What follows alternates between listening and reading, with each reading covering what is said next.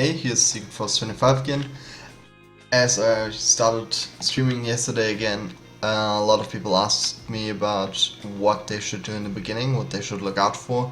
So I thought about, okay, there must be a lot of people out there not knowing that, so I'm gonna do a guide about it. So this is pretty much for the first few weeks, and think about the long run so you don't gimp yourself in the beginning, so you can compete with other people without having to pay that as much as them. So first off, the Founders Pack. If you're gonna start today, you obviously already have a Founders Pack. You might want to think about upgrading it to the biggest one, because the Argents that you get from it, which is a cash currency, already outdoes what you will have to pay later on for the Argents alone. And to additionally to that, you get other bonus like premium account, amount, which will just make it more comfortable in the beginning. It's not pay to win, it's just making it more comfortable. And yeah, that's about it. So then we get to the starter class. So before you log in, before you do anything, just look what the game has to offer, what class you might want to play, and also think about where you have to start. So if you don't want to buy one of the bigger Founders Pack, if you just have the basic one, or if you have none, you will have the Cryomancer, Lightbinder and Paladins to start off with. I would recommend going for the Paladin, because the Paladin has a symbol which is the most useful symbol in the game for PvP and PvE aspects. So sooner or later you will have to max them out, so why not just do it while leveling?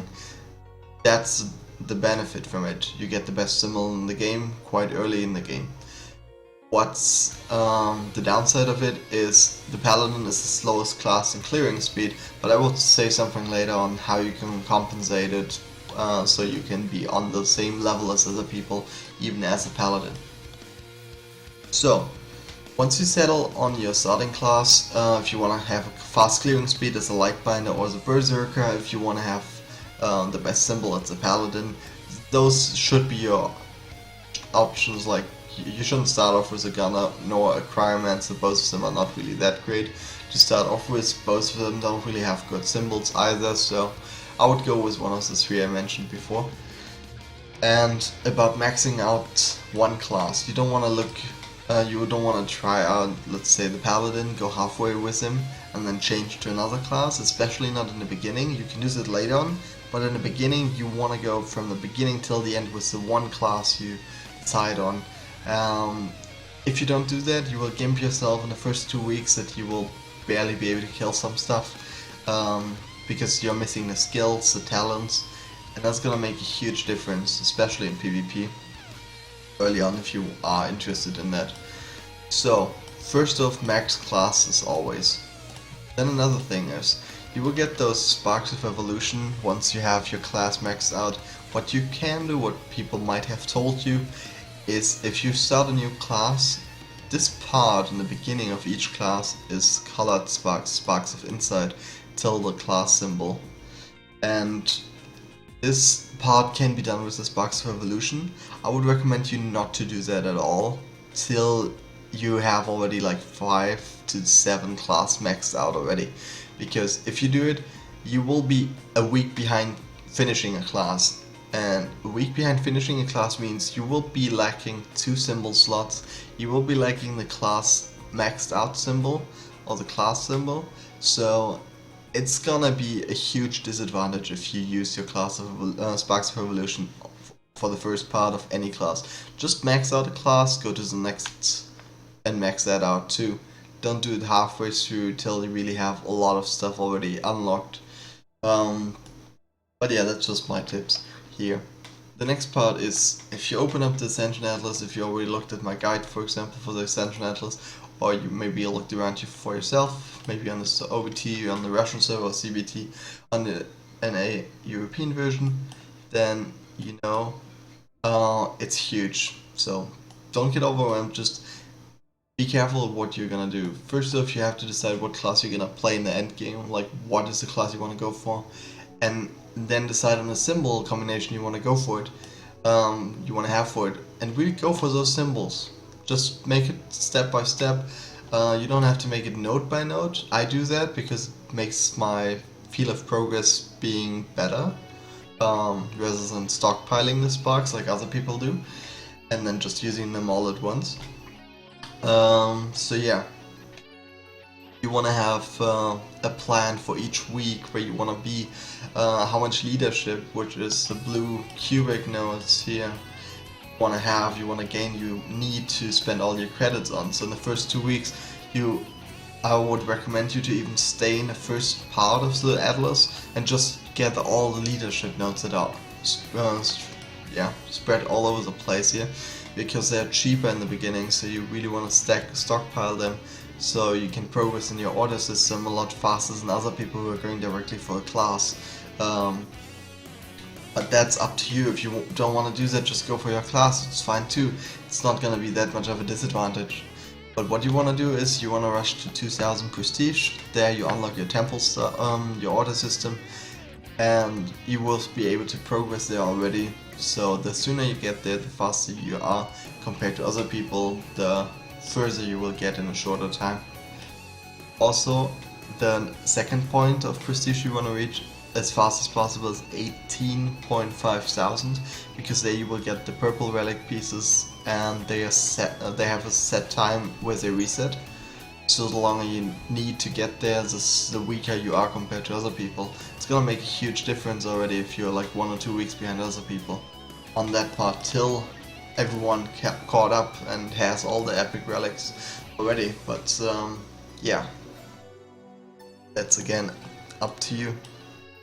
So the next part is, once you've done that, how are you gonna level?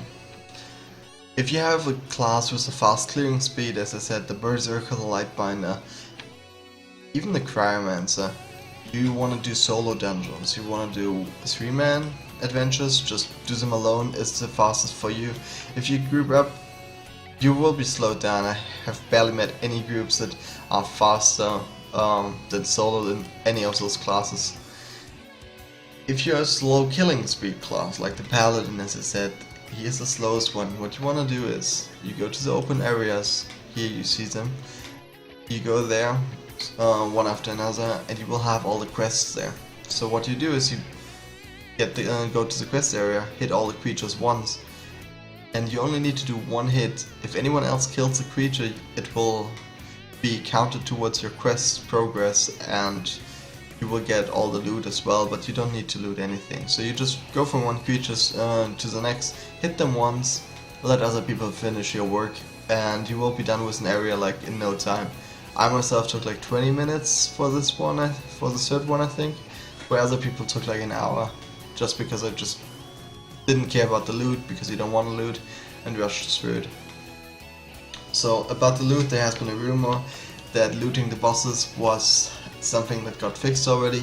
It's not a bug, it's nothing that is an exploit or anything, it's just playing the market.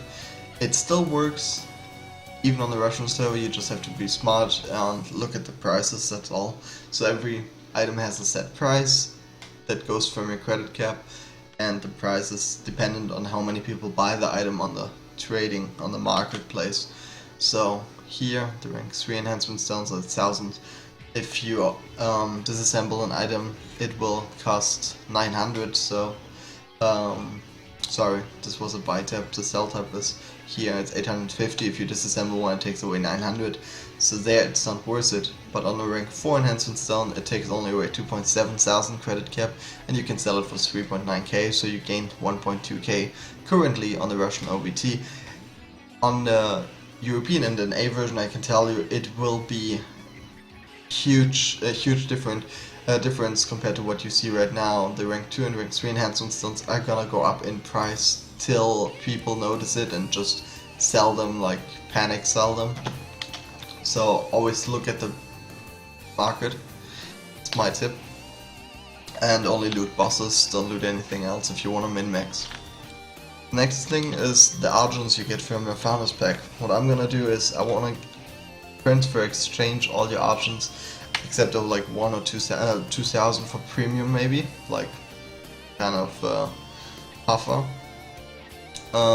And all the credit you can dump. There are two ways you can dump the credit.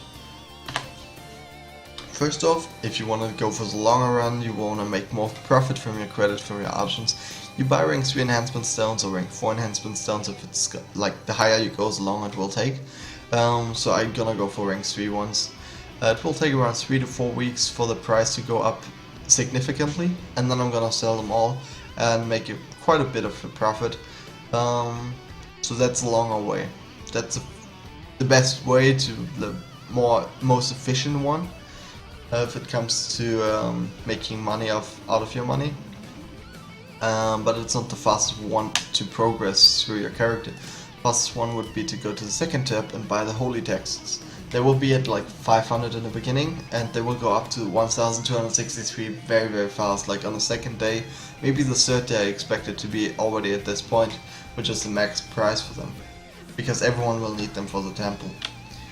So those are the two ways you can spend your credits on, your argents on, and I would recommend you whatever you want to do. Both of them are good enough, but do them fast and in the beginning.